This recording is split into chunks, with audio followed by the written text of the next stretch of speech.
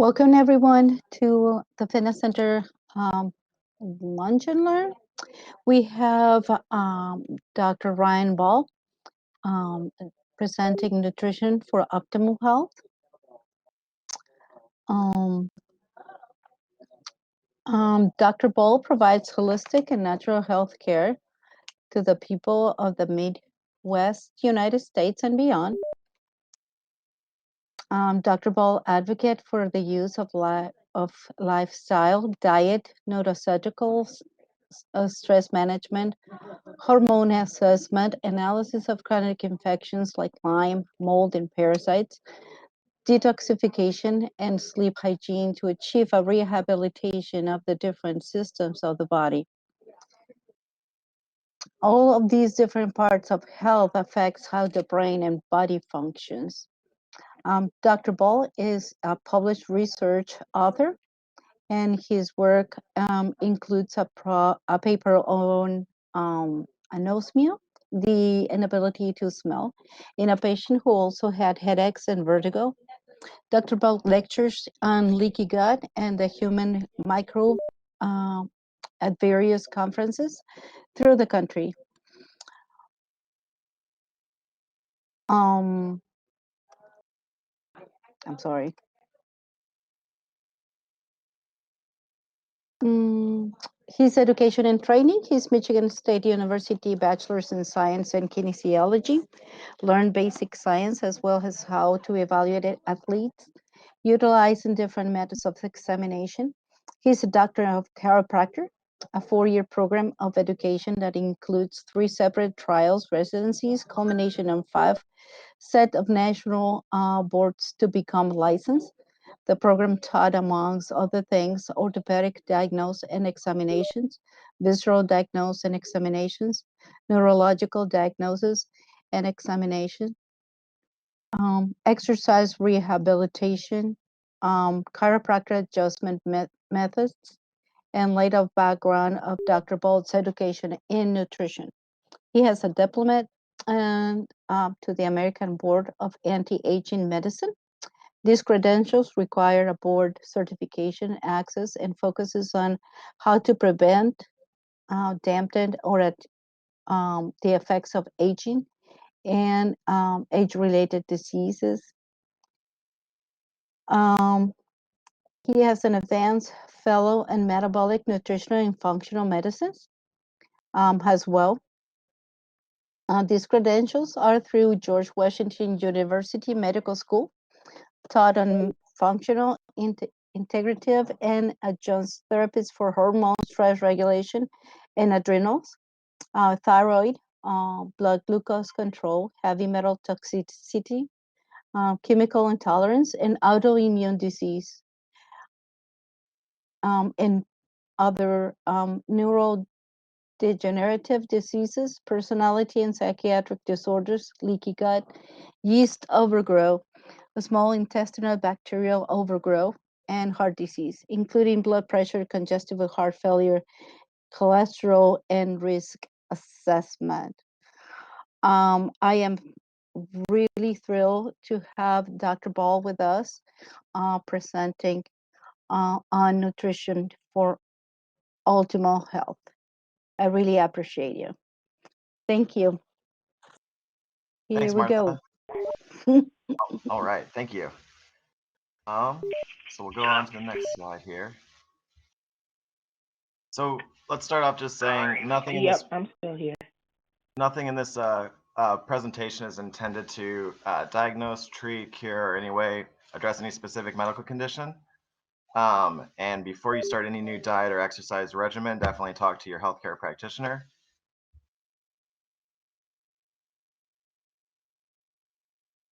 And Martha already gave me a really good introduction here, so we can go ahead and skip through this. So what do we want to do today? First thing is discuss each food group and teach how each could be used to achieve greater health. Determine which foods would be a good decision for you in your personal diet. To determine which foods may not be such a good idea, at least at your given start point based on your individual goals. determine why some foods are given a bad name and are made to seem unhealthy for everyone. So there's so many fad diets out there. If you Google diet, you're likely to come up with you know, any range of shenanigans or truths or fibs or white lies or black lies. It's really hard to kind of tease it all out. And I really think that it does come down to more than just calories in, calories out. You know, everybody knows that rule. Everybody knows that that's the truth. Um, but if that was the whole truth, then everybody would be a lot more successful. So in the United States, over 80% of the population is overweight. If I was teaching a class and I had 100 students and only one or two failed the test, then that would probably be those students' fault. But if I had 100 students and then 80 of the students actually failed the test, that would probably be my fault. Either I'm not teaching or I'm not teaching the correct information. And so leaving it at calories in, calories out is actually not telling the entire story. And we can see that just by the results we're getting in the United States. Um, Discuss strategies to avoid food sensitivities and to identify and avoid those sensitivities and also fake foods. And then I'll give you a couple pointers for exercise, stress, sleep, and light hygiene. The biggest thing with this presentation is, if you have certain goals with diet, they may change what you can do. If you have pre-existing conditions, it may change what you can do. This is for a generally healthy population and for them to achieve even better health with diet. So this is a very basic framework that anyone could do, and use the information and get a little healthier or a lot healthier.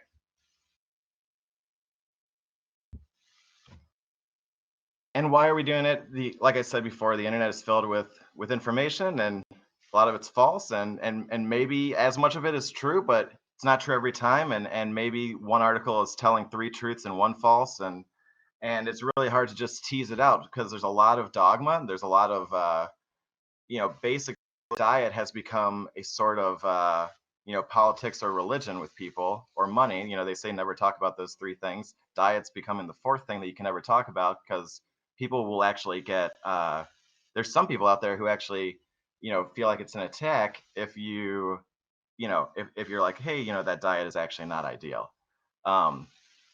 More fad diets than ever. They're usually telling you that one or more foods are outright bad for you, bad for every human on the planet. And humans have lived a long time eating a wide variety of foods. We're very opportunistic and we can thrive on a variety of foods. And if somebody has an allergy, an IgE true allergy, then that's one thing. But having trouble with an entire food group or all these different foods is actually not a normal thing. Um, and so a couple people come to mind. There's certain people who can not eat any vegetables. There's a one lady who is a little bit famous. She cannot eat any vegetable or else she'll flare up. So she eats this particular diet, has no vegetables, and she feels quite good. But the difference is that a lot of us out here can eat vegetables and do fine and even get healthier. And so what is wrong? Basically there's something wrong with her that needs to be addressed, and she's not addressing it because she just thinks that vegetables are bad for every human, and that's wrong. That's not true. There's something that needs to be addressed, um, either in lifestyle or medically. So some fad diets may be appropriate for a particular person, but they're unsuitable for general health. A lot of times they cannot be sustained. But much of the current diet wisdom is based on dogma and wishful thinking, and basically having an opinion. It turns out it's wrong, but then experts want to just stick with that opinion from bias, I guess. So what foods are really bad for you? Are it grains? Is it nightshades? Is it red meat? Is it sugar? There's only really two kinds of food that are bad for every human on the planet. Any food that you're sensitive to is bad for you.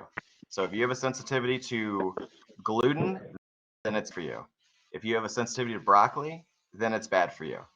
And then any fake food. So I kind of define any fake food as any food that was not invented before 100 years ago. So any food invented within the last 100 years, we probably could not procure in our natural environment as humans. And so they end up being bad. Does the science back that up? Yes, it does. And we'll go into more of that. So fake foods. What is fake food? Main culprits are high fructose corn syrup, vegetable and seed oils, and soy. And I know soy is kind of it can be argued to a certain extent. Um, really, where we're at with the research now is that soy is pretty estrogenic and it's bad for everyone. Some research that fermented soy might be fine, but I'd like to see some more research before I hang my hat on that one. So high fructose corn syrup, most American-made sodas are going to use high fructose corn syrup. Um,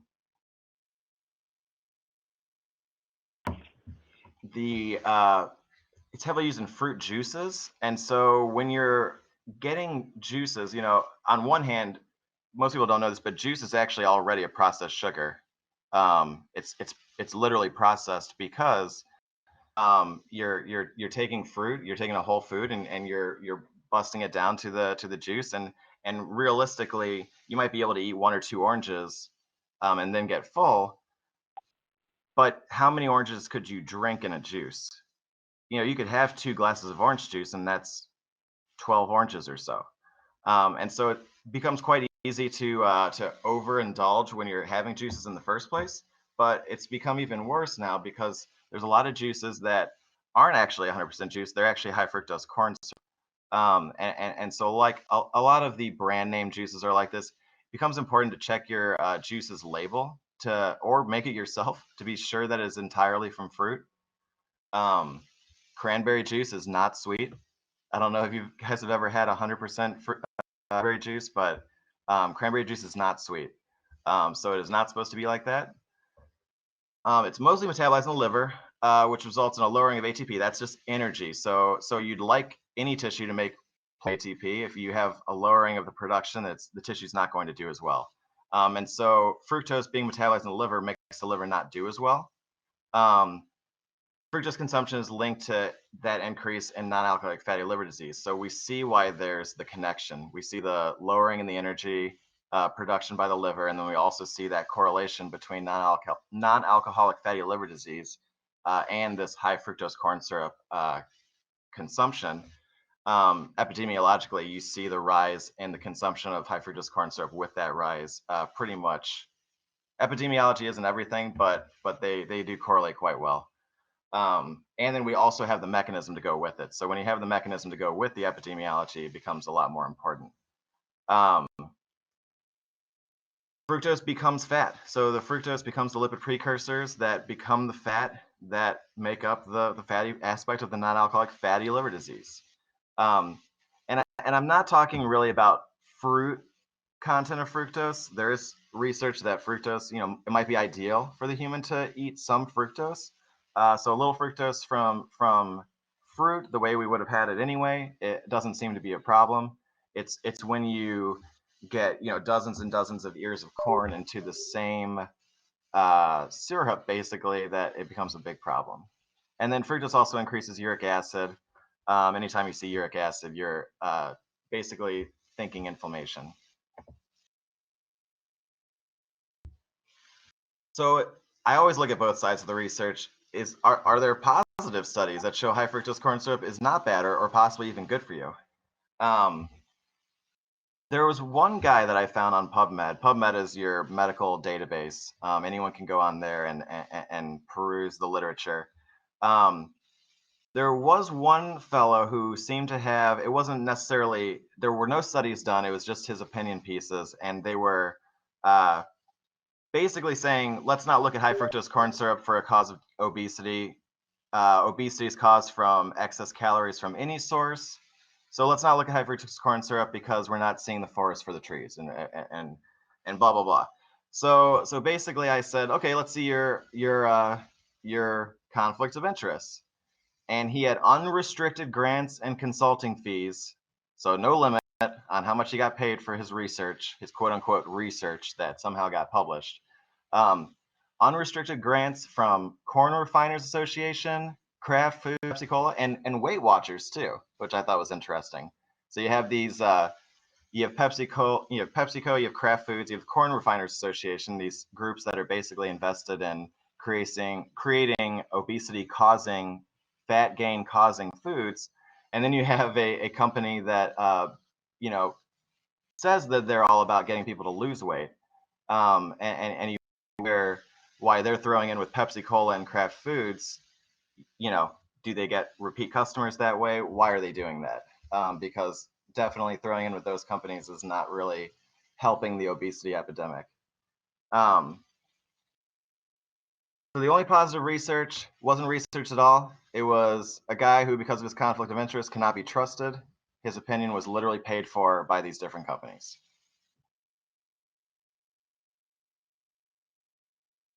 Most people don't have a very good ratio of polyunsaturated omega-6 to omega-3. These are the seed oils we're talking about now. And so, and I'll answer these questions at the end. We'll take 10 minutes, but I'll try to make sure to answer these questions. So omega-3s, when people take fish oils and they say, oh, this is super anti-inflammatory, I'm taking them to help my blah, blah, blah, my brain or my heart. Omega-3s, what they do is they get broken down to what are called resolvins and protectants and maresins. These resolvins actually cause inflammation to turn off. And so what we used to think through the 70s and 80s and even the 90s was that inflammation ramped up based on how bad the infection or the trauma or whatever was. And then you slowly had the inflammation peter out naturally over time, almost like it ran out. And that's not what happens. What we found is that inflammation actually has to be actively turned off by a sort of key, and these keys are resolvins from omega-3s. And so that is how fish oils, which are omega-3s, work. They work to turn off or resolve unnatural inflammation. Any inflammation that needs to be there stays. The resolvins turn off the inflammation that needs to be resolved. Now, having a poor omega-6 to omega-3 ratio doesn't do that any favors, and that's why, you know, not only are seed oils basically impossible to procure over 100 years ago because we didn't have the machinery to do it, but it also leaves us with a very bad, unfavorable polyunsaturated omega-6 to omega-3 ratio. So omega-3s are easily destroyed by free radicals. So on one hand, you're not getting the omega-3s to resolve the inflammation because of your poor ratio. On the other hand, when you build your cell membranes out of omega-6, because cell membranes are made almost entirely out of fat. There's some proteins in there that are used for transport, but mostly they're fat. And omega-6s are easily destroyed by inflammation and free radicals. And that makes the integrity of the cell membrane very flimsy and easy to destroy. I was looking at some actually. Let's see if I have them here. Yep. Excuse me. So 98 ears of corn are in 5 tablespoons of corn oil. So just do the math there. Basically, every tablespoon of corn oil that somebody uses, they're having about 20 ears of corn. So, you know, if you could eat 20 ears of corn in a sitting, then that's fine and dandy for you, but most of us can't. Most of us shouldn't be. 2,800 sunflower seeds and 5 tablespoons of sunflower oil. And you know, if you Google it, some of these sites will make it sound like sunflower seed oil is actually a health food. 625 grapes and 5 tablespoons of grapeseed oil and 40 cups of brown rice and 5 tablespoons of bran oil, rice bran oil. So finally, soy. Why do I hate soy? You know, I hate to do it to you, soy, because I used to be quite plant-based. Now I'm balanced. I'm balanced food guy. Used to be quite plant-based, and really, you know, went after soy for, you know, you basically, when you're plant-based, you have to do grains and beans to get the complete protein. But going through the research, it really, when you meet it all out and you try to look at all of it, soy kind of loses the race. So soy is very estrogenic. It's bad for men. Men need a little tiny teensy bit of estrogen, but not like women do.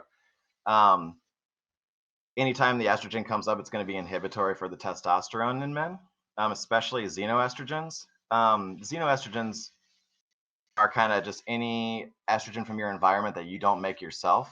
And that's also why it's bad for women. So you'd say, okay, well, soy raises estrogen. Maybe a woman could take it and be just fine. The thing is that our environment is so flush with environmental estrogens that basically it's easy for them to get excess estrogen. And women who have increase in symptoms around menstruation, it's likely that they have an estrogen excess problem. I learned about this from the OBGYN medical doctor, Jennifer Landa, who's quite brilliant. And basically, you attempt to detox out your estrogen at the end of your cycle. You can't. And then eventually that ends up to you having too much at the end of your cycle, and then you have problems around that time of the month. So we don't need anybody to have more estrogen in today's society. It used to be beneficial for us to be able to recycle and reuse our estrogen over and over again, just because meals weren't guaranteed in ancestral times. So if we didn't have a meal, we didn't know if we were going to be able to make estrogen, so we just recycle it. In today's world, everyone who's passed on their genes to this point is extremely good at recycling their estrogen. And so it's very easy for somebody to get estrogen dominance, is what Dr. Lando has called it. So soy, is it a health food? It used to be considered a health food. Now we're changing our opinion. Some sticking to their guns. There's even some that say, well, possibly fermented soy. I do some lecturing around the country for physician groups and chiropractic groups for continuing ed credits. And I teach, one of the topics is K2 versus K1. They're a lot different. And we talk about how fermented soy, also called natto, is probably the best food source for K2. You can probably get 310 micrograms from a 100-gram serving or so, which is quite good. That's really high. I think that the K2 content is great, but I'd like to see more research that just says that fermented soy across the board is good for everyone. Currently, I source my K2 from fermented chickpeas to kind of get around this.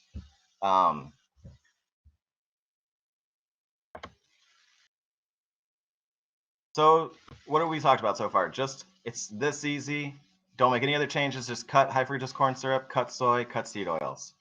And if because of your love of food and where you're at currently, maybe you cut one at a time. Maybe you're like, I really can't cut these two, but I want to cut this one. So spend a month or so cutting one. I don't know if I have this in this presentation, but changing your your diet and your lifestyle to what you want it to be really takes about 5 years to do it sustainably.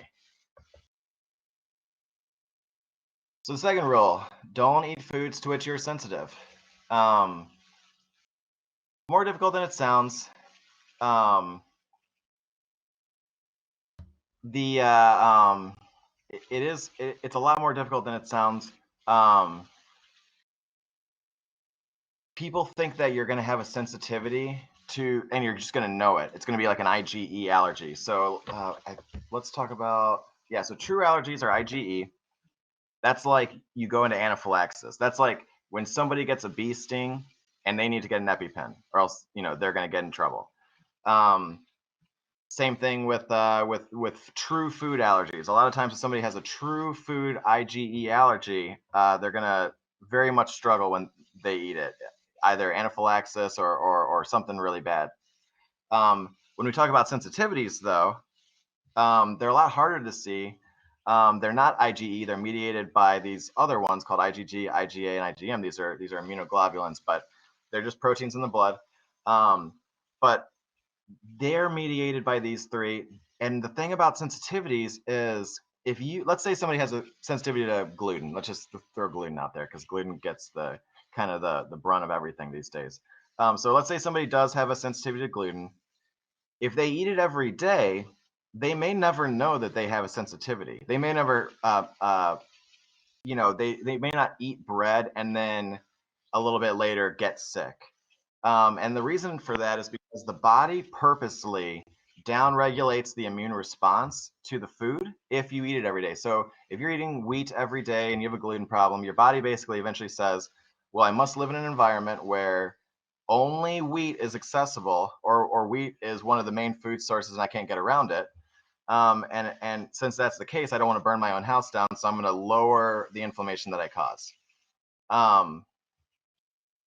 The way to combat this,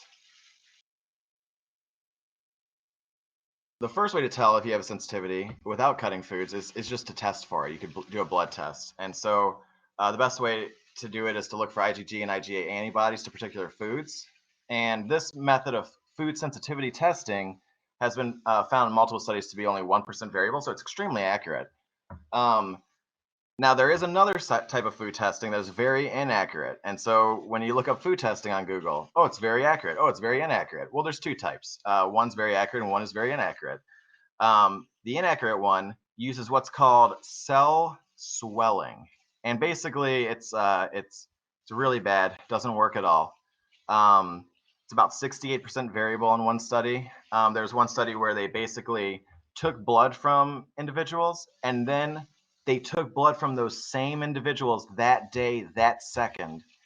And basically they, and we'll get to the questions at the end, definitely. They basically gave they took the blood twice from each individual, sent them in. They had different, they sent, sorry, hold on one second. Okay. They took the blood from the individuals and they sent it in. They put different names for the same individuals. And what came back were starkly different results. And so basically the same person got completely different food sensitivities and it was not accurate at all. So I just want to let you guys know that unless they're specifically talking about IgG or IgA antibodies, it's not an accurate test. If it's cell size, or if it's IgG, IgA, it's a very accurate test. If it's cell size, it's not accurate at all. Second way is more difficult, but it's actually even more accurate than the test. So any medical test, really they can be up to 9% variability and still be acceptable. Some are a lot better than that, but up to 9 is what they typically want. So this way is actually even more accurate, but only if you do it perfect. If you cheat at all on this, then it doesn't work. But what you can do to tell if you have a problem with a food is cut that food for 30 days and then add it back in at a high rate. So first of all, anyone with autoimmunity should not be doing this without working with a practitioner. Don't be experimenting with this if you have autoimmune. But if you don't, then you can trial food. Let's say you think you might have a gluten problem. Cut the gluten for 30 days, then eat gluten at least twice a day for 2 or 3 days straight, and then none on the third or fourth day. And if on any of those days, even the day that you don't take it, you have a problem, a new problem, or a recurrence of an old problem, then you likely have a sensitivity to that.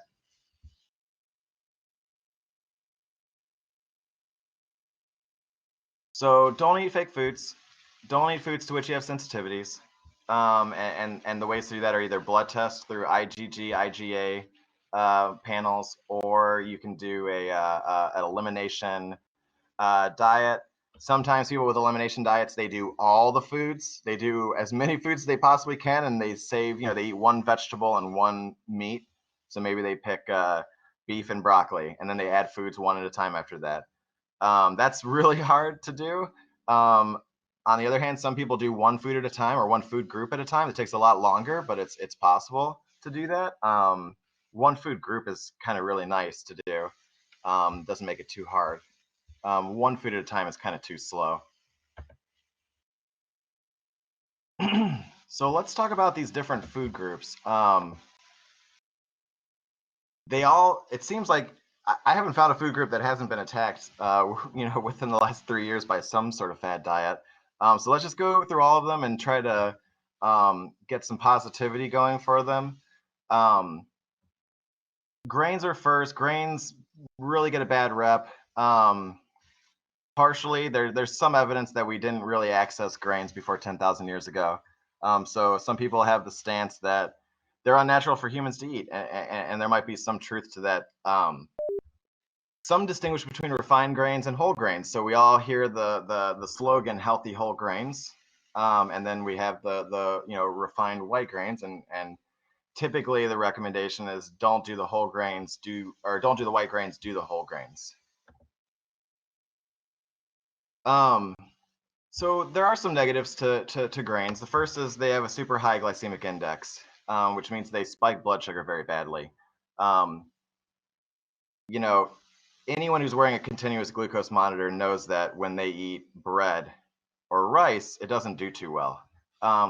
Just to put in perspective for us, sugar has a glycemic index of 65, and so the higher is the worse, or higher is worse. And basically, when they first started the GI, the glycemic index scale, they thought that nothing could be worse than sugar. They thought nothing would ever go higher than 65. But what's funny is white bread's even higher than plain sugar, 75. Um, and then is white rice much better than white wheat? Not by much. The cooked white rice is 73. So both white rice and white bread are worse than sugar. And I had a patient who felt they knew quite a lot about nutrition and thought that they were doing quite well. And then it turned out that patient was pre-diabetic because they ate white rice every day. They didn't eat any sweets. They didn't eat any junk food. But it was the white rice.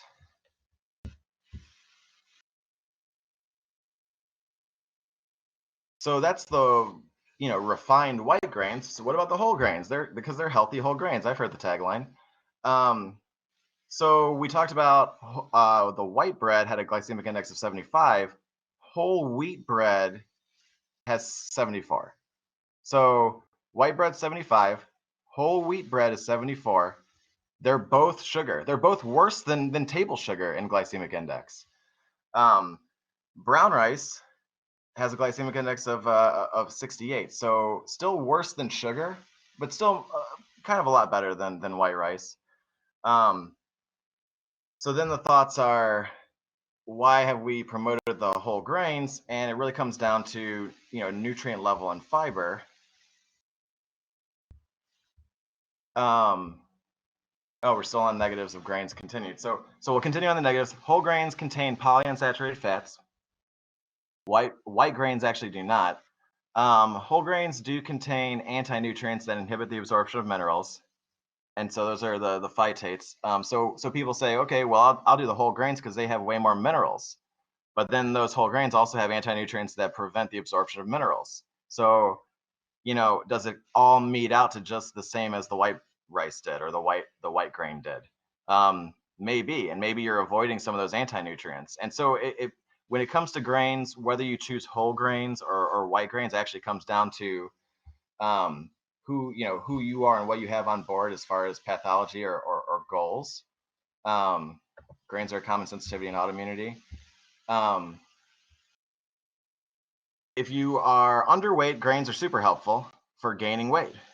So on the flip side of that, if you have weight loss goals, possibly grains are something that you would consider cutting. But if you're underweight, grains are super helpful for gaining. Also, people who have poor testosterone or sexual hormone levels, grains, by providing a lot of calories, make your body think that it's in a resource flush environment.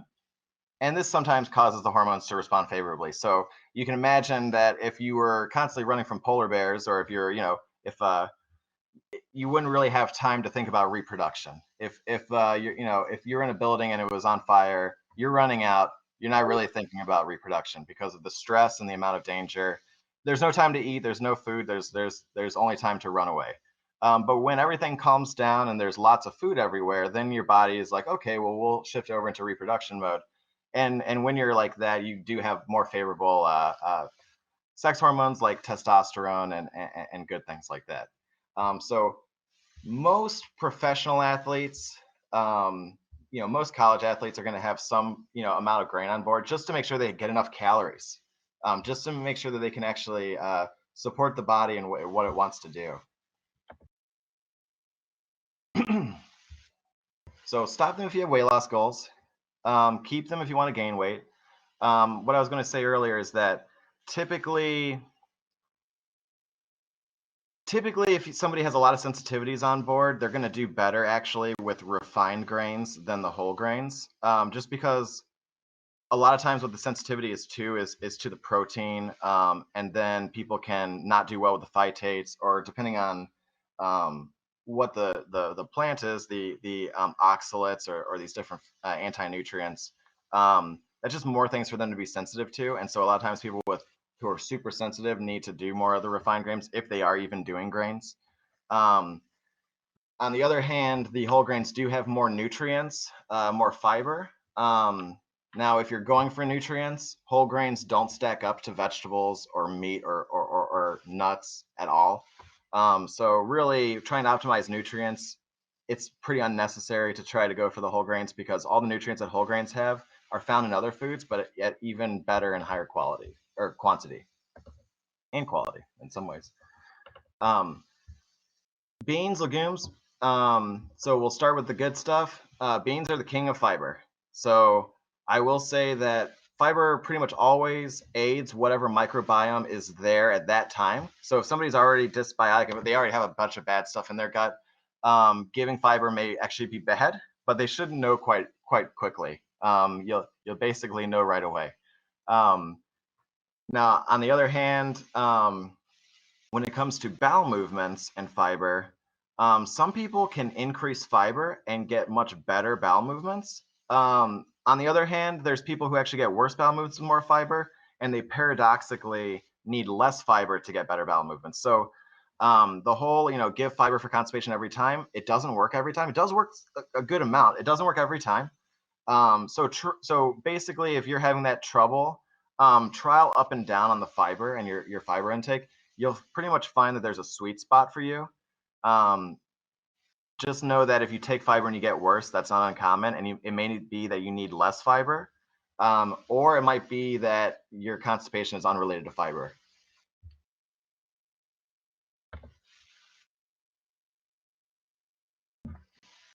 See, beans are also a common sensitivity for patients' autoimmunity. That's because of the PHG in them. In certain labs, they use PHG. It's phytohemagglutinin. They use PHG to induce autoimmunity in certain animals sometimes. Now, this is not saying that beans are bad for everyone or a lot of people. It's just that they're more common of a sensitivity. And this is really why beans happen to be cut along with grains in some of these more restrictive diets like paleo. So paleo cuts beans. Their thought is that it's because we couldn't access them, and then people do quite well on it. Well, could it be that just people happen to have a bean sensitivity because it's slightly more likely, and so people respond favorably to paleo just because they happen to cut their common sensitivity? Just food for thought. Beans provide a lot of calories, so maybe not ideal for people with weight loss goals, but sometimes weirdly the fiber can actually aid in the weight loss. So just through a couple ways, helping the microbiome, and then second, fiber is super satiating. It makes you full. So the more fiber you take, the less likely you are to overeat. Beans do have anti-nutrients. Most of them are destroyed in soaking and cooking. So I do suggest the overnight soak. Sometimes the beans say, you can do like a fast soak. I do recommend the 12-hour soak. It's kind of better.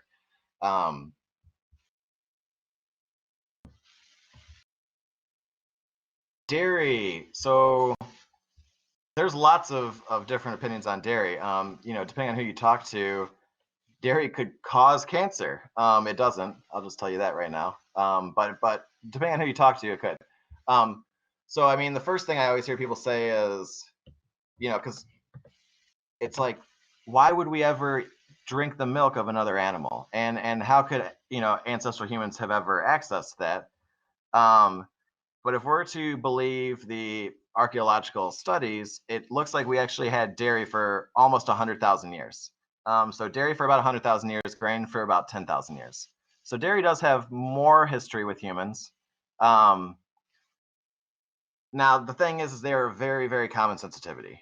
And I do see milk quite commonly. I actually see cheese not that often. Ghee and butter are typically, not sensitivities, but they can be. But dairy is not automatically is not automatically inflammatory. Sorry, that's a mistake on the slide there. So dairy is not automatically inflammatory.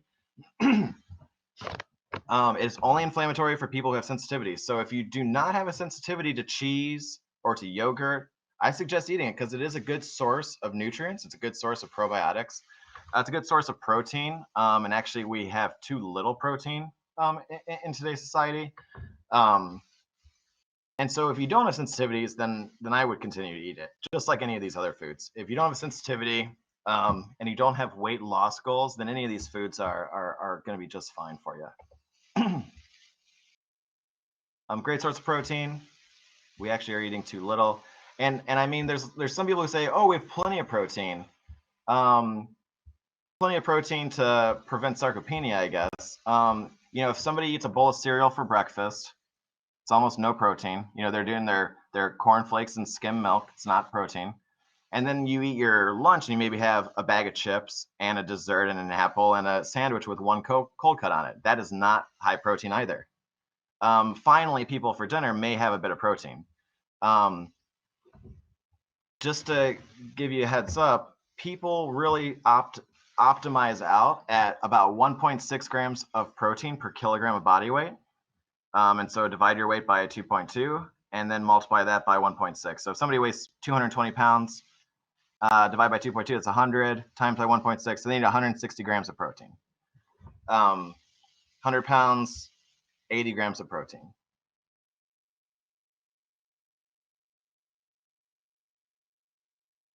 And just for a rule of thumb, if it kind of in the palm of your, first of all, any ounce of meat, typically a good rule of thumb is that it has about 7 grams of protein in it. And then 100 grams of that meat, about a serving size is about, you know, the whole palm of your hand rule. That's not actually too bad. Dairy is also a source of fat-soluble vitamins. It used to be that we basically got our vitamin as retinol, true vitamin A, from, you know, liver and dairy. And now nobody eats liver. And so basically it's up to dairy to get us our vitamin A these days. Just a point on vitamin A, beta carotene is not vitamin A. So women are able to convert beta carotene to retinol, the true vitamin A, at about 1 to 40%. Men can do that, can change beta carotene into retinol at about 1 to 8%.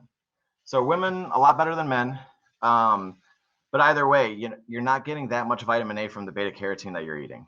And even with women, it is 1 to 40%. So 40% is the best woman at turning beta carotene to vitamin A on her best day. So it could be even below that. I will say about saturated fat, though, if your microbiome isn't doing well, then we do know that saturated fat causes the spiking of endotoxin. That means that you get inflamed every time you eat. And so if you have what they call metabolic endotoxemia, leaky gut, basically saturated fat can flare you up. And that's where some of the negative saturated fat research has come from. My stance is fix your gut, and then you can tolerate saturated fat. Actually, in those studies where we saw which fats caused an increase in LPS, coconut oil did the worst. And I hate to do it to you, coconut oil, because I love you, but that is just what happened. That's the world we live in. And if somebody has a dysbiotic gut, they're going to do poorly. They're going to do quite poorly with coconut oil. But then once it's all healed up, then you can eat coconut oil as much as you want to. So once again, only cut foods that you have sensitivities to.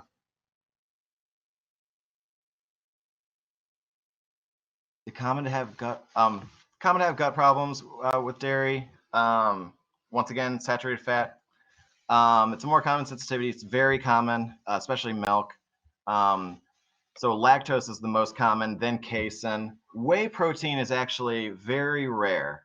And I think that this is we're going to save questions for the end, but I think I'm answering Cheryl Schultz's question.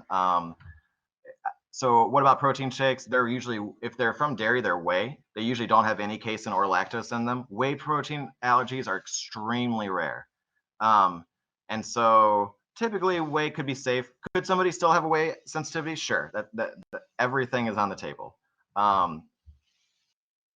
And then milk is actually a food that's designed to grow an organism. So it's not ideal for people with weight loss goals. So that possibly is a food that you would consider cutting if you have weight loss goals. Nightshades. Nightshades are cut in a couple different diets out there. They include white potatoes, eggplants, peppers, tomatoes, tomatillos. Tobacco is actually a nightshade. Gooseberry is actually a nightshade. Paprika, and then the designer berry, goji berry. I call them designer berries. They're often accused of being inflammatory, but I don't think that you should avoid them if you're not sensitive. There was one huge study. It's one of the biggest studies ever done. And basically, they found that nightshades reduce the risk for Parkinson's, but then they even accounted for healthy diets. So maybe people who have healthy diets just eat more nightshades. But then they even said, "Oh, look at these people with horrible diets, but they just love their tomatoes," and the Parkinson's disease was still reduced. So lots of different theories for how that happens. The nightshades have alkaloids in them. Nicotine in tobacco is actually one of these alkaloids that are in nightshades. White potatoes and tomatoes randomly have just a teensy tiny bit of nicotine in them. It's really weird. But these will hit receptors in the brain called nicotinic receptors, and we think that has something to do with how they can reduce the risk for Parkinson's. But it's pretty interesting. We also know that people with Parkinson's can reduce current tremors by intake of tobacco and nicotine. So some kind of proof in the pudding there. Nightshades are typically a good source of vitamin C without overindulging in the sugar carbs. Typically, you have to have a pretty, a relatively high sugar fruit to get some good vitamin C. Tomatoes are a pretty low glycemic index for getting quite a good amount of vitamin C. Peppers too. Nuts are really great. They're fat, carbs, and protein. They are a more common sensitivity. I actually had one patient who they were having GI problems, and they were told by a practitioner, a nutritionist, or a nutrition expert of some type, and they were told, well, if you eat one of every nut every morning, then that basically amounts to the nature's perfect multivitamin. So he was eating one of every nut every single morning, and then we did a food panel on him, and sure enough, he was allergic to every nut, almost every nut. And so this advice that he was given, because these foods are quote unquote good, was actually the wrong advice for him. And that advice might be great for other people. This advice was not good for this particular person because they actually had sensitivities to all these nuts. And I like nuts. I think they're healthy, but they're just not healthy for everyone. They're not unhealthy for everyone. I think they can be part of a weight loss or weight gain program. Just be aware that if you have weight loss goals, you need to be aware of the foods that you tend to overeat. So if you overeat nuts, if you just can sit there and eat an entire bag of macadamia nuts, maybe you don't include those in your weight loss program. Eggs. Eggs are really good. They're like nuts. They're kind of a high sensitivity, high likelihood sensitivity, but they're also very nutrient dense. And even though the yolks contain cholesterol, we frequently see that it doesn't actually, the dietary intake of cholesterol doesn't end up making the heart markers on blood work look bad. Same as shrimp. So shrimp multiple times has done the same thing. Shrimp's kind of high in cholesterol, but then you have people eat a bunch of shrimp and then you look at their blood work and their bad cholesterol doesn't go up, but their good cholesterol does, and that's protective. And eggs do the same thing. The egg yolks do the same thing. Some of the new research is even saying, hey, eggs are just heart healthy. And as long as we're continuing to see that eating them doesn't increase the bad cholesterol and only increases the good, and we keep seeing that, I'm pretty much of the mindset that, once again, eggs are just fine as long as you don't have a sensitivity, as long as you're not flaring yourself up every time you eat one. Red meat. Red meat is quite an ancestral food. It's food that we've eaten for quite a long time, but it's very attacked.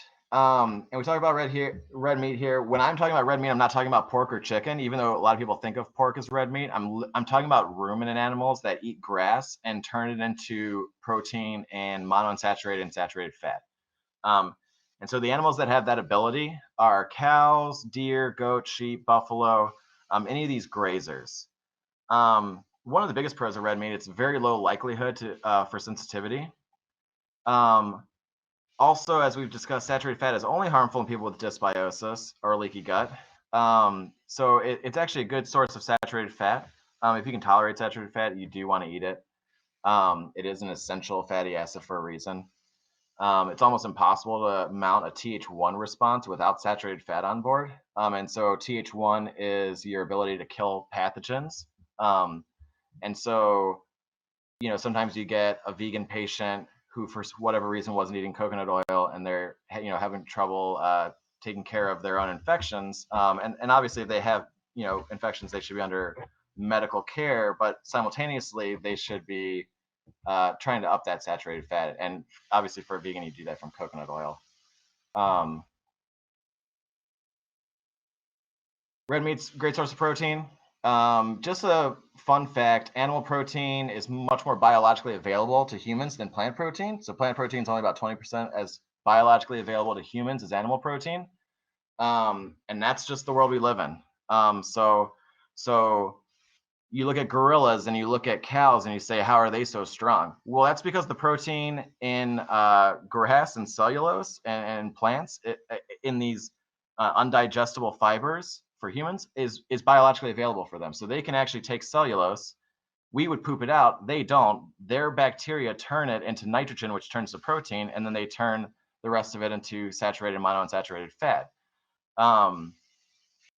That's a really cool ability. They can basically turn inedible material into very edible material for humans. So I know that there's some talk out there about, plant protein is just as good as animal protein. It's just not. And that's just the world we live in. And I know we want to believe that, but it's just not true. Great source of minerals such as iron and zinc. And because the animal products do not have anti-nutrients, they're absorbed at a much greater rate. So sometimes plants have a high, they say, oh, they have super high calcium.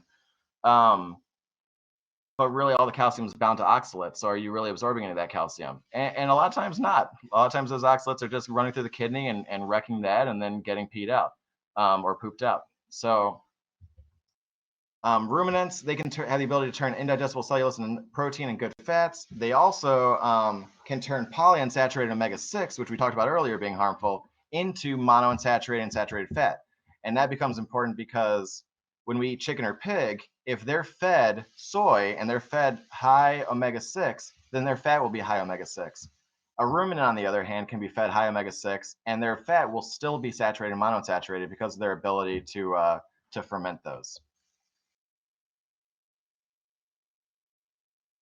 Main red meat negatives are if you have a bad gut, you can't really do saturated fat. You'll spike inflammation after eating it.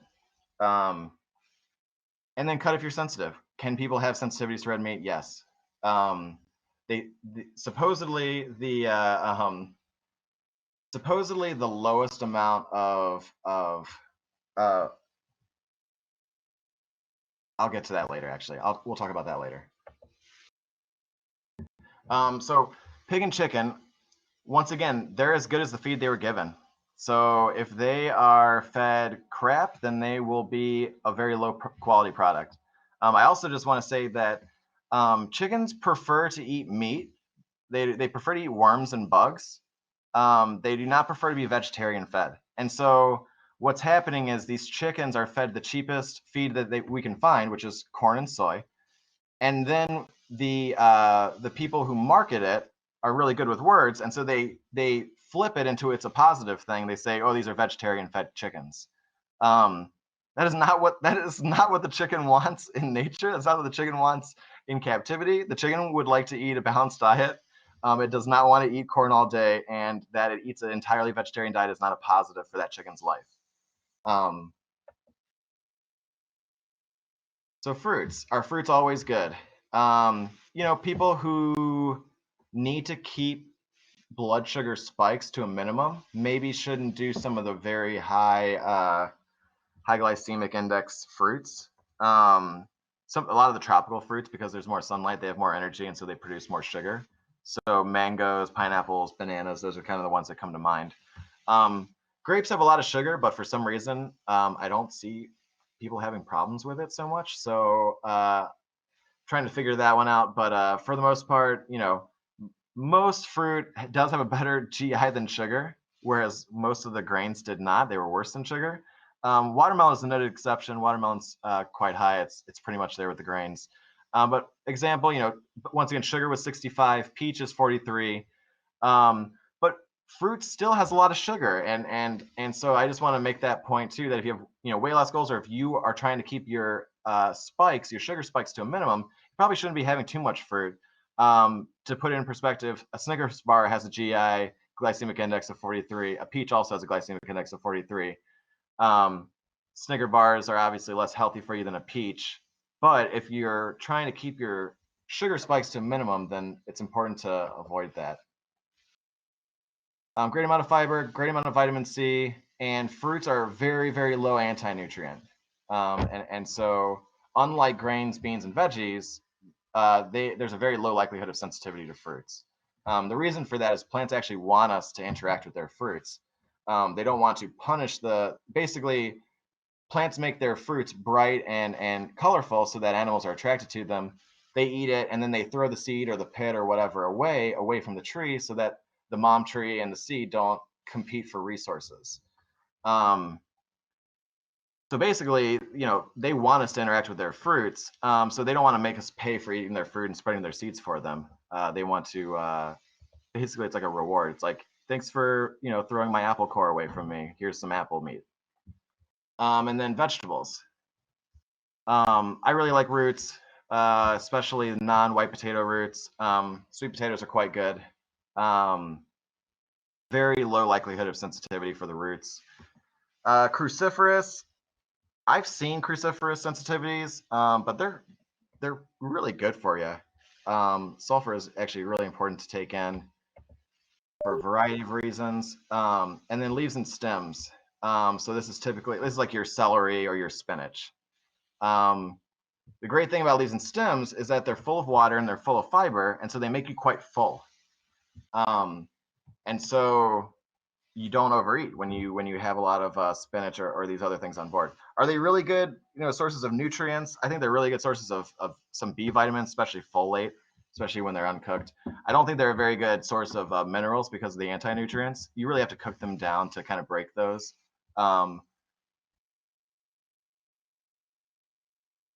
So the point of this is none of these foods are automatically bad for you.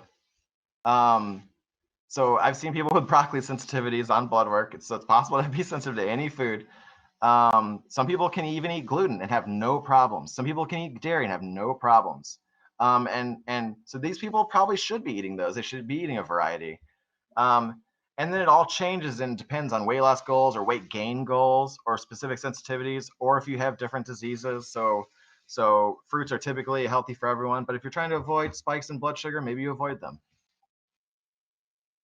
So cut the fake foods, discover what foods you're sensitive to, cut the sensitivities, and then eat as much as you want to fullness from the remainder within your personal weight loss or weight gain goals. Real quick on fad diets. Basically, they all restrict multiple food groups. My stance on fad diets is that people get better on them because they accidentally happen to cut their sensitivities. So the carnivores out there accidentally cut their, plant sensitivities, and it just happened for them that they don't have sensitivities to meat. Whereas on the other hand, there's a vegan who gets all better, and they had sensitivities to meat, but none to vegetables.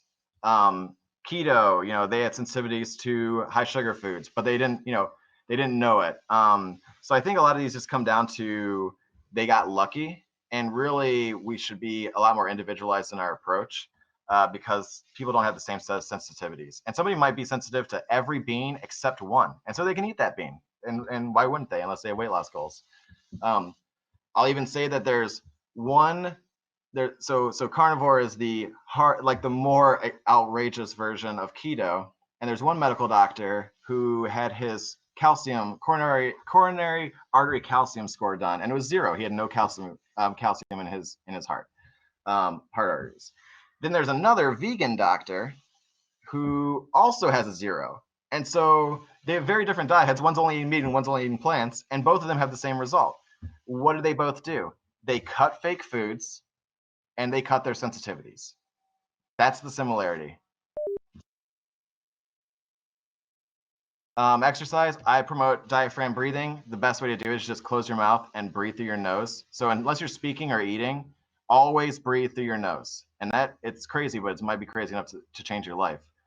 Head control exercises, always lead with your eyes. And then baby crawling. Everyone can baby crawl. You always do opposite hand, opposite knee, and you have your head up, and that undoes sitting posture. So having your head up backwards like that is what you need to undo that sitting posture, baby crawling. Sleep, it all comes down to lowering the amount of light at night, especially while you're trying to sleep. And then possibly if you get tired between 1 and 4, try to take a siesta. You don't have to fall asleep, just cover your eyes for 20 minutes. And then stress, the diaphragm breathing will help with that. And that's the best advice I can give for stress that would apply to everyone. So recap. And then I'll try to answer these questions as quickly as I can. First one is, we have a copy of the charts to print. Yeah, I believe that if you email them, they will send you a copy of today's presentation. Let's see. How do we look up author's conflict of interest? A lot of times, so even if they don't have the entire article available to you, a lot of times you can find that if you just scroll down on the regular screen.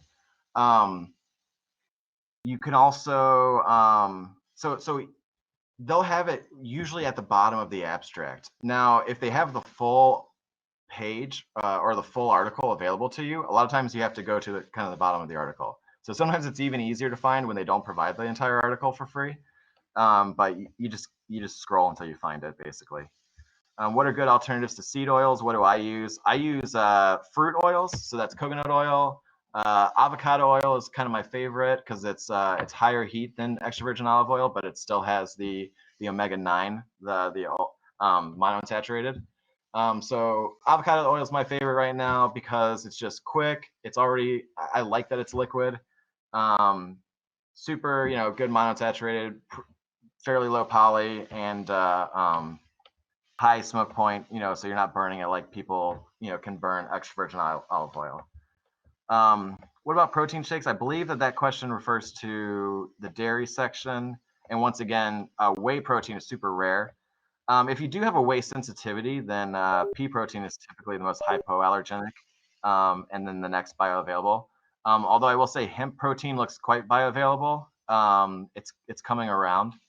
But for right now, with best research, whey is the most biologically available. Pea protein is the most hypoallergenic, and those are kind of the best two choices. Almond milk, is there any benefit as it relates to dairy? The big thing about almond milk is it's a way for people who love the taste of something like milk to have something like milk while they have dairy sensitivities. So health benefits of almond milk, are there any beyond just eating almonds?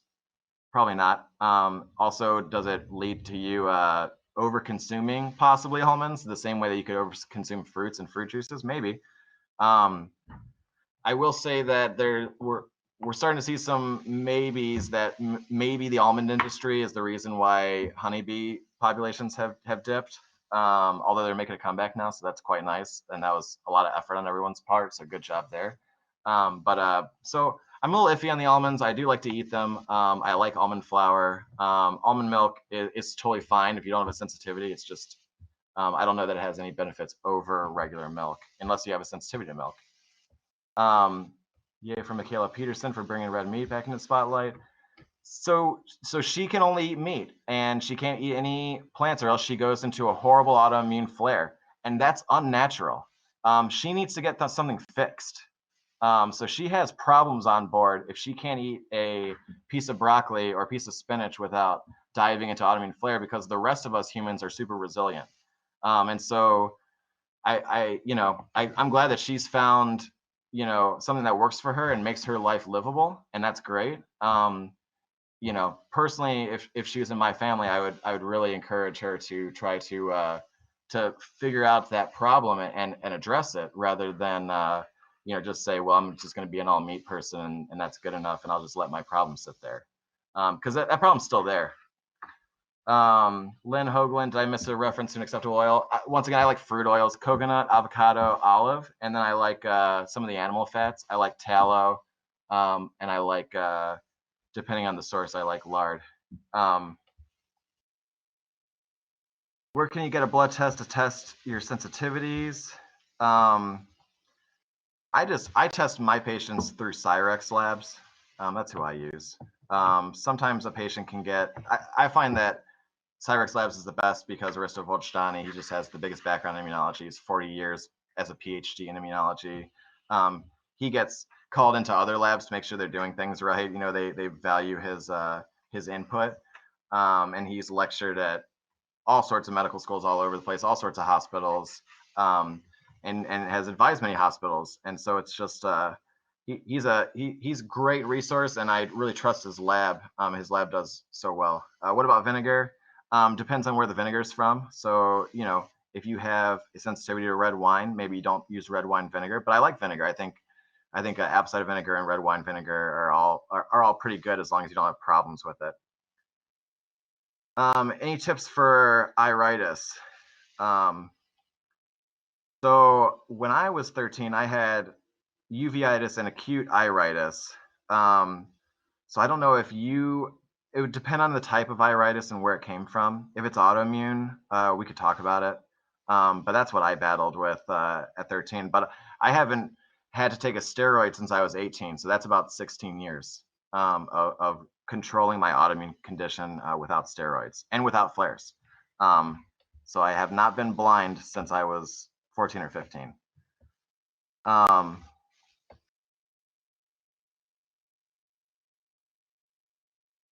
And then Wilvia, I talked a little bit about almond milk. Basically, are there any benefits versus dairy? Somebody has a sensitivity to dairy, but they want to have a milk product, like a milk tasting product, then they could do almond milk. But are there any benefits of almond milk versus regular milk as far as nutrients or anything? Not that I know of. Regular milk is actually quite nutrient dense. It's just a super common sensitivity. And so if you find that milk, makes you get mucusy or makes you have to blow your nose or gives you any problems, then maybe you switch to almond milk if you just love milk and you love, having milk at certain times a day. But as far as, benefits go, I typically, I think of almond milk a lot like juice, and I think it's a way that you could overeat almonds just the same as you could overeat oranges and orange juice. But if you like almond milk, it's good.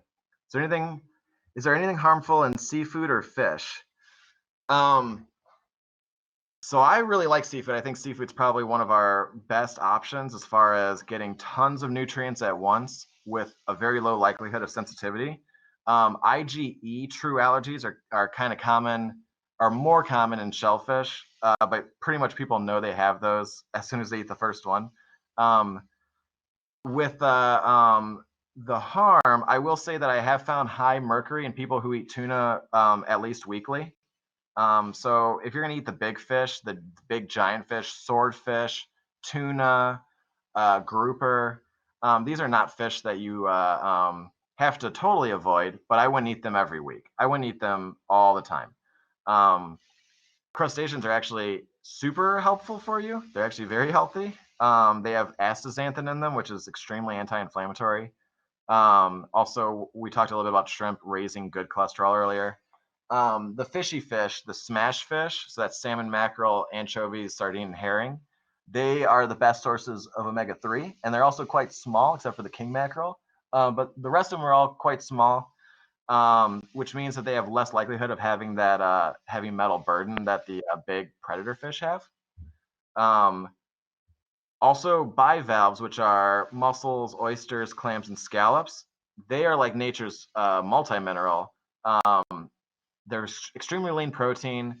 The biggest advice there is that farmed is exactly the same quality as not farmed. So when somebody tries to upsell you on wild caught mussels, that's actually, you're just paying more than you need to, because when they farm shellfish, bivalves, they put them on a line into the ocean. They just leave them there and grow them like plants.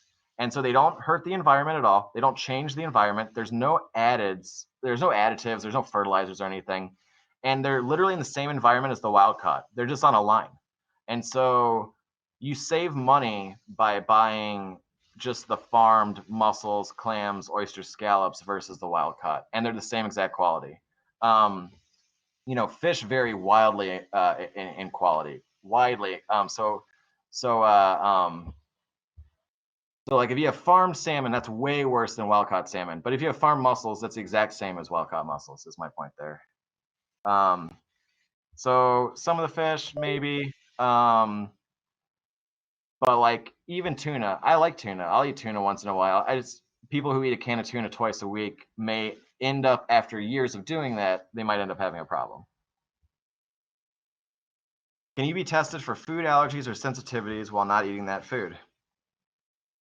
Food allergies, yes, because IgE allergies you're born with and never go away. Those are the IgE ones. Sensitivities, it gets iffy. So what the best advice is that you eat these foods before you go get tested. There's some people who even say that if you haven't eaten a food in 2 or 3 months, it might not show up. That being said, I have tested people and I've had foods come up in the red that they haven't had in over a year. And that food is obviously horrible for that person. That person is still red after a year. What the literature says is no, you have to be eating that food so that you can test positive for the sensitivity. But on the other hand, personally, I've seen with my own eyes, people test positive for food sensitivities and they haven't had in the past 2 months. They've had it 6 months ago, a year ago, year and a half ago. That's pretty much the limit. And let's see. And then also, if you haven't eaten a food in a long time and you just want to introduce it, you're already past the 30 days. So if you don't eat gluten at all, and you haven't eaten it in months and months, you could eat gluten twice a day for a couple of days and see if you have a response and see if it's a problem. Now, if you already know it's a problem, then don't do that. But that's just so technically you could test yourself by eating the food and eating a ton of it. The more the merrier, but at least twice a day for 2 days straight. But if you eat it 5 times a day, it's even better. But yeah, to get an IgG, IgA panel on it, you kind of need to have eaten it for it to be more accurate. Is fasting good? Yes, fasting is very good. So the whole thought is that they used to say, well, if you fast, you're going to lose muscle. If you fast, you're going to lower your metabolism, and if you fast, you're going to gain fat back even faster. None of those are true. After 36 hours of fasting, you stop burning muscle. So every day of your life, you burn a little muscle, and that amount of muscle you're burning can be measured as nitrogen in the urine. Basically, when you start fasting after about 36 hours, there stops being nitrogen in the urine, or very, very little. So you stop burning muscle. Number 2, your metabolism actually raises when you fast. So your metabolism goes down if you calorie cut and you're eating little bits, 3-4 times a day. So if you're eating like a little nut here and there, and you're still getting some calories and you're doing that 4 or 5 times a day, that is not the same as fasting. So when people calorie cut, they think they're fasting, and then they're like, well, fasting, fasting must be bad because I lost muscle when I calorie cut. So when you full on fast 100%, you do not burn muscle after 36 hours. If you cut calories down to 200 calories a day, you will burn muscle. You'll continue to burn muscle. So it's really weird. So you burn muscle, your metabolism actually goes up because your body wants you to go hunt. It wants you to have more energy, so you actually get more energy on. I find I get the most energy after day 3 of fasting. That's when it really kind of kicks in. It's almost like you're on coffee all the time, but you can kind of sleep. And finally, you're going to gain it back twice as much, which goes with the lowered metabolism. If that were true, then any of these indigenous tribes that haven't changed in thousands of years, they go through, time spans of no food frequently. And so if that was true, all of these indigenous tribes would be morbidly obese. If every time you fasted, you put fat on twice as fast as before, then every single time you came off a fast, you would get fatter and fatter. And if fasts happen, 4 or 5, 6 times a year, then all of these tribes would be morbidly obese, and they're not. So fasting is quite good. I like it. It has some good, a lot of really good stuff going on for it.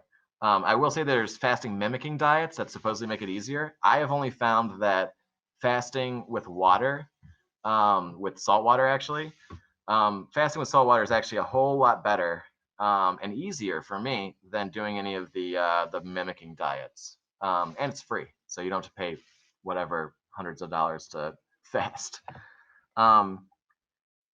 Omega-3 and omega-6 balance, most bad. Any other suggestions to improve? The smash fish are the best way to improve that.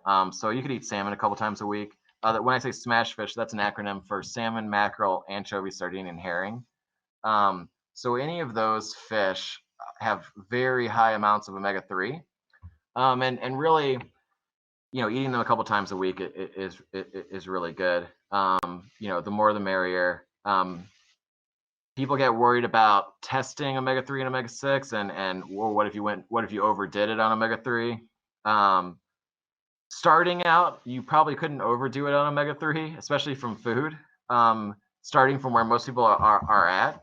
If you did that for years and years, it may still not be bad, because we have human bone analysis where we found that their omega-3 to omega-6 or omega-6 to omega-3 ratio was under 1. It was 0.76. So most people are going for 3. 3 is amazing. 6 to 1 is what a lot of people say is really good. 3 is what, like kind of the overachievers are going for. But I mean, sounds like humans have lived at 0.76 at some point in our lives and we're fine. So not that that's the goal to get to. I would say everyone's goal, if you are testing, is to get to probably at least 6. But I typically don't test. I typically just give omega-3s to patients just for the inflammation and then take them off of them sometimes. How about daily vitamins? Vitamin D or C or B? All the B vitamins, I don't recommend taking one B vitamin on its own. You should just take a complex. Anytime you have low of one B and you take that, then the other ones get low because you're opening up traffic, so to speak. So B complex is always the best. Always, go with the multiples. Never take folic acid. There's this whole thing where let's test for MTHFR. How about all of us just take folate and just don't take folic acid anymore? That way we can just save on that testing. Because really, when you do the genetic testing, you don't know whether that gene's activated or not. So just best practice is just to do folate and not folic acid. Folate is in foods, and folic acid is synthetic and made for cents by the pound. Vitamin C, don't take it around exercise, but you can take it every day. It's good to take. Vitamin D, obviously D3 is the best, but really a conversation about D comes down to what your testing says. So we can have all these thoughts about how much D that somebody should be taking, but the amount of D that somebody needs is based on their tests. It's based on their blood. And also that amount can change. So you still want to, even after you think somebody's stable, you still want to test for it, because sometimes you heal somebody's gut and they start absorbing it a lot better. And then they need less vitamin D. They need less. So you certainly don't want to overshoot and go over 100. But yeah. So vitamin D, I'd say test. C or B are super water soluble, and you'll just pass them if you take too much. So totally fine. Some research says your working out won't be as good if you're taking vitamin C right around your workout. So just take it about 5-6 hours later or before.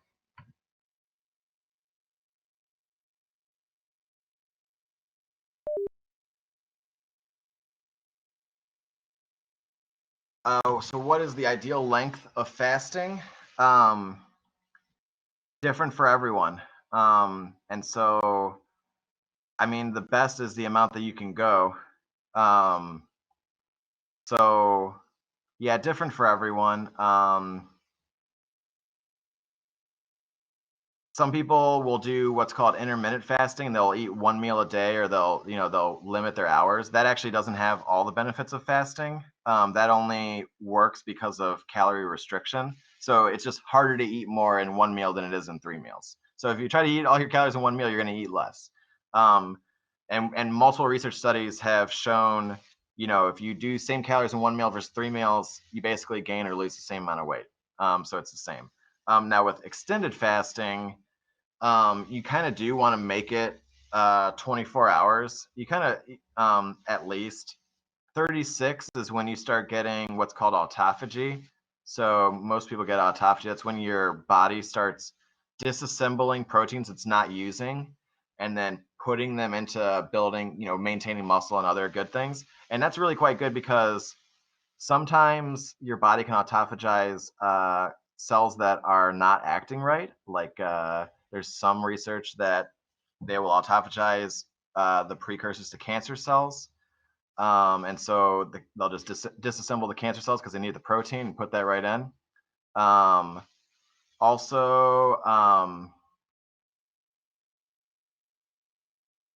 oh, sorry, I lost my train of thought because I was watching the screen. I was watching the questions. So they'll put that protein right in. Also people with Alzheimer's, there's amyloid beta plaquing and tau proteins in the brain. These also can be autophagized. So your body needs protein and it'll just eat these proteins it's not using in the brain that are actually causing problems.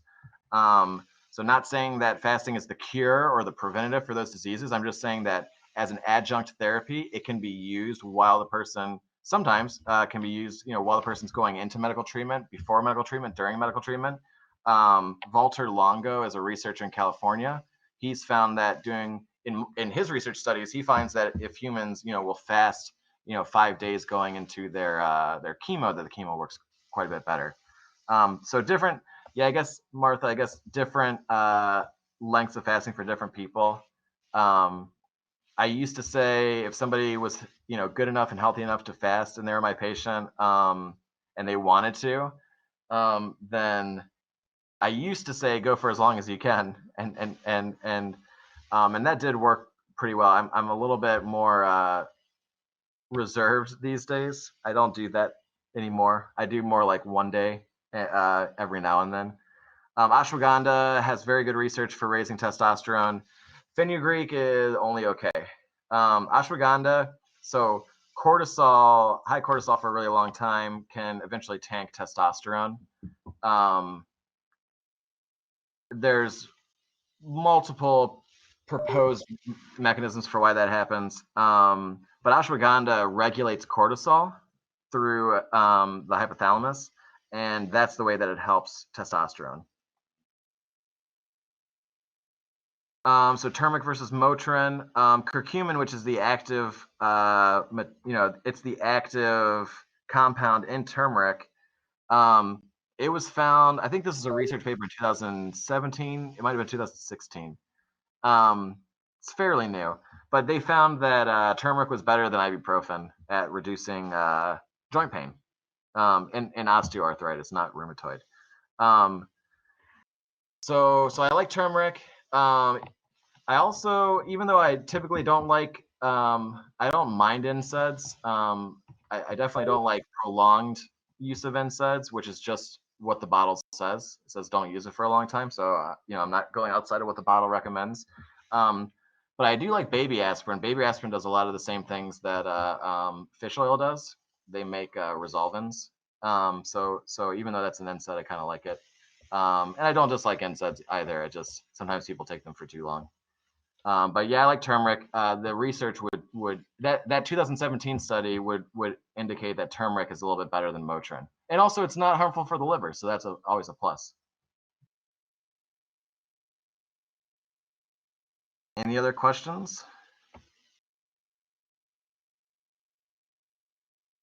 All right. Well, yes, my pleasure to talk for you guys. Oh, it looks like there might be a couple more.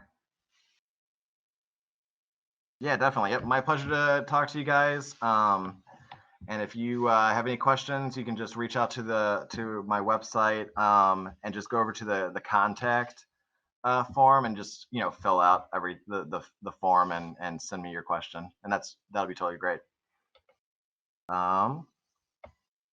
Cool. I think that's it. If there's no other questions, then you guys all have a great day, a great rest of your week, and yeah, maybe we'll hopefully we'll do this again soon. Talk to you soon.